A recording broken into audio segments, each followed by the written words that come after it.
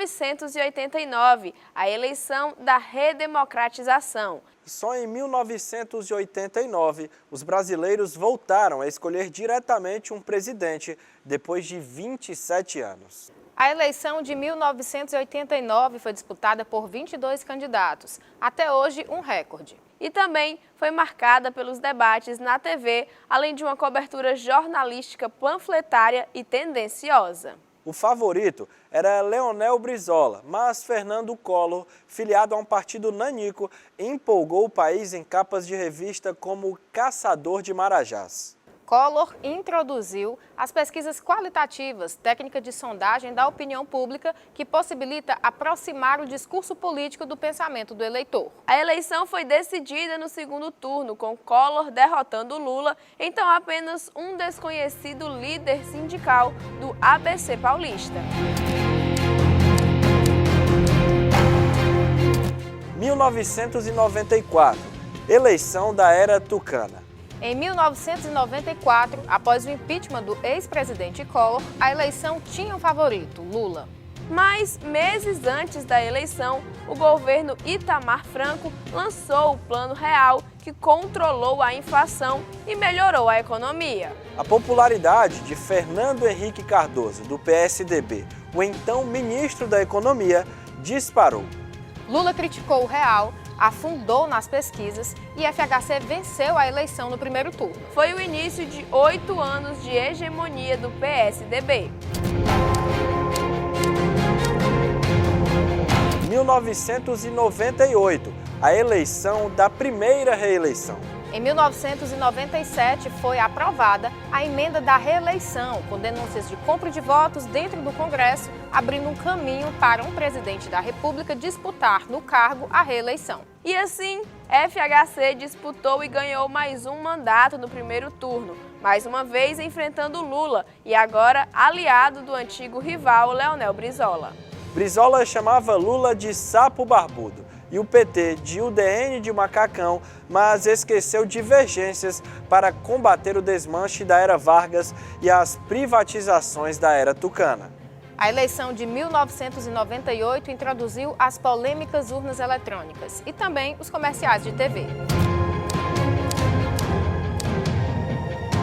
2002, a eleição da era petista.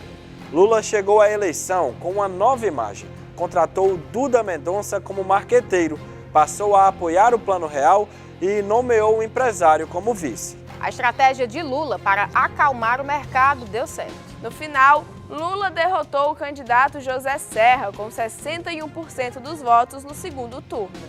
Serra teria sido cristianizado pelo próprio partido.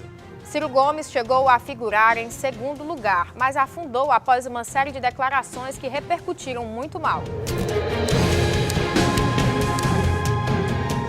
2006, a eleição do Mensalão. Lula disputou a reeleição após o escândalo do Mensalão, que quase terminou em impeachment. Lula parecia destinado a vencer no primeiro turno, mas a prisão de assessores do PT e a fuga de um debate abalaram sua campanha. No segundo turno, os petistas contra-atacaram, colaram no tucano Geraldo Alckmin as privatizações, o acusaram de ser contra os pobres e de querer acabar com o Bolsa Família. Alckmin recebeu menos votos no segundo turno e assim, Lula foi reeleito. 2010, a eleição da primeira presidente mulher. Com alto índice de popularidade, Lula apresentou como candidata à sucessão uma mulher, Dilma Rousseff. Os tucanos voltaram a lançar José Serra. Serra tentou encurralar Dilma com uma campanha pautada em moralismo. No final, pesou a popularidade de Lula e Dilma ganhou no segundo turno, tornando-se a primeira mulher a chegar à presidência. 2014, a eleição do fim do PSDB.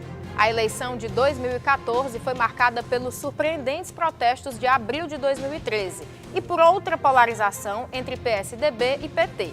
Dilma disputou a reeleição contra Aécio Neves. Após a morte de Eduardo Campos, do PSB, Marina Silva entrou na corrida presidencial, mas desabou nas pesquisas após ataques do PT. Dilma foi reeleita por apenas 3,28 pontos percentuais a mais que Aécio Neves no segundo turno. A petista e o tucano gastaram 570 milhões de reais com muitas doações de empresas acusadas de corrupção na Operação Lava Jato. 2018, a eleição da Lava Jato. Após o impeachment da presidente Dilma, a prisão e a inelegibilidade do ex-presidente Lula, a eleição de 2018 levou Jair Bolsonaro ao poder. Depois de escapar de um atentado à faca, Bolsonaro venceu com 55,13% dos votos contra 44,87% de Fernando Haddad, do PT. Sem tempo de televisão, sem recurso, as eleições de Bolsonaro, defensor do regime militar, representou o fracasso do sistema e de seus representantes políticos.